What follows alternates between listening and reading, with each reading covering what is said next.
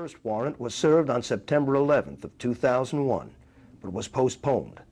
It would not be until November of 2001 when the police would finally make an attempt to raid Cooper. Cooper's broadcasts at this time had already been looking into the federal government's compliance in the events of 9/11. One of the things that makes everybody wonder why Bill's life was snuffed out in 2001 was because in June of that year, Osama bin Laden, who was a relative unknown at that time, Bill had been following the news and found a lot of curiosities and went on the air predicting that there would be a major attack in the United States and that it would be blamed on Osama bin Laden, but he was literally the scapegoat that was being used, not truly behind the attacks. So that, I mean, just a few months before the events of September 11th, and then of course Bill's life cut short shortly thereafter.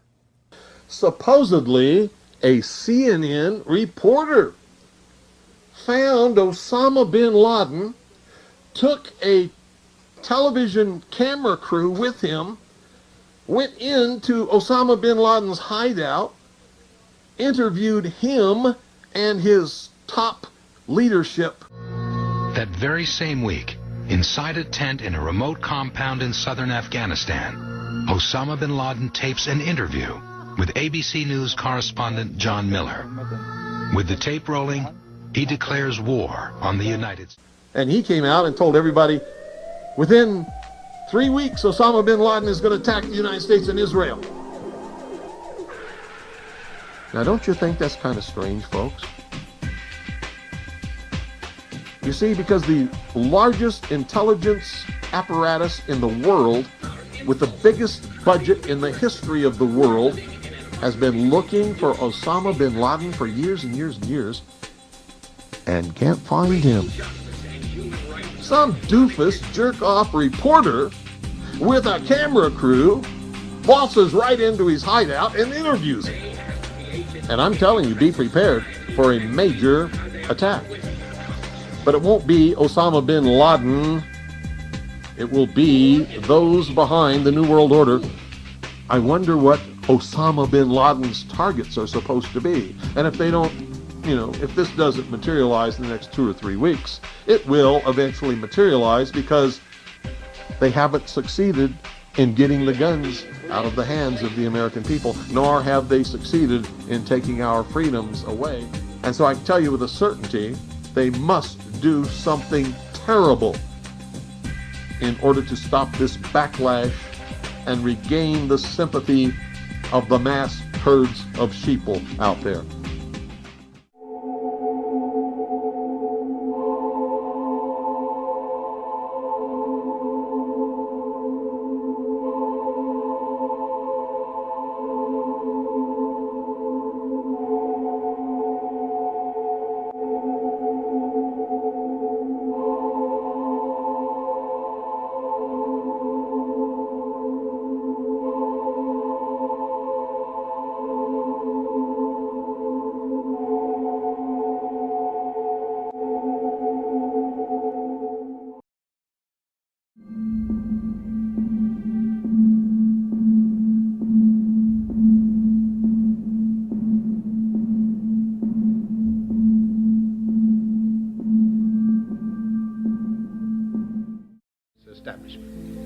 Now, this conjunction of an immense military establishment and a large arms industry is new in the American experience. The total influence, economic, political, even spiritual, is felt in every city, every state house, every office of the federal government. We recognize the imperative need for this development, yet we must not fail to comprehend its grave implications. Our toil, resources, and livelihood are all involved. So is the very structure of our society. In the councils of government, we must guard against the acquisition of unwarranted influence, whether sought or unsought, by the military-industrial complex. The potential for the disastrous rise of misplaced power exists and will persist. We must never let the weight of this combination endanger our liberties or democratic processes. We should take nothing for granted. Only an alert and knowledgeable citizenry can compel the proper meshing of the huge industrial and military machinery of defense with our peaceful methods and goals, so that security and liberty may prosper together.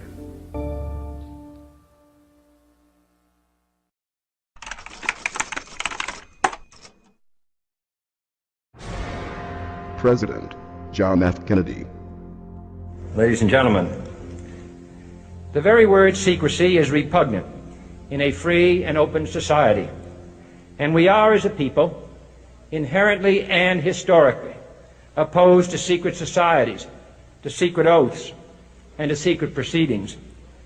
We decided long ago that the dangers of excessive and unwarranted concealment of pertinent facts far outweighed the dangers which are cited to justify it. Even today, there is little value in opposing the threat of a closed society by imitating its arbitrary restrictions. Even today, there is little value in ensuring the survival of our nation if our traditions do not survive with it. And there is very grave danger that an announced need for increased security will be seized upon by those anxious to expand its meaning to the very limits of official censorship and concealment. That I do not intend to permit to the extent that it's in my control. And no official of my administration, whether his rank is high or low, civilian or military, should interpret my words here tonight as an excuse to censor the news, to stifle dissent, to cover up our mistakes, or to withhold from the press and the public the facts they deserve to know. For we are opposed around the world by a monolithic and ruthless conspiracy that relies primarily on covert means for expanding its sphere of influence, on infiltration instead of invasion, on subversion instead of elections, on intimidation instead of free choice, on guerrillas by night instead of armies by day. It is a system which has conscripted vast human and material resources into the building of a tightly knit, highly efficient machine that combines military, diplomatic, intelligence, economic, scientific, and political operations. Its preparations are concealed, not published. Its mistakes are buried, not headlined. Its dissenters are silenced, not praised.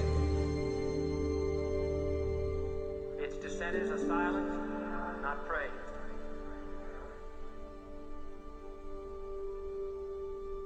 Its dissenters are silenced, not praised. Its dissenters are silenced, not praised. Its dissenters are silenced, not praised. Its dissenters are silenced, not praised. No expenditure is questioned, no rumor is printed, no secret is revealed. No president should fear public scrutiny of his program, for from that scrutiny comes understanding, and from that understanding comes support or opposition, and both are necessary. I am not asking your newspapers to support an administration, but I am asking your help in the tremendous task of informing and alerting the American people. Confident that with your help, man will be what he was born to be, free and independent.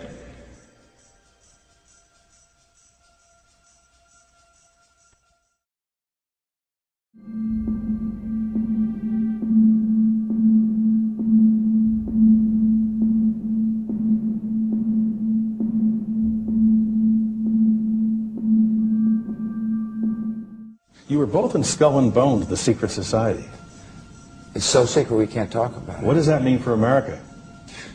The conspiracy theorists are going to go wild. I'm sure they are. I don't know. I haven't seen the web. Number 322.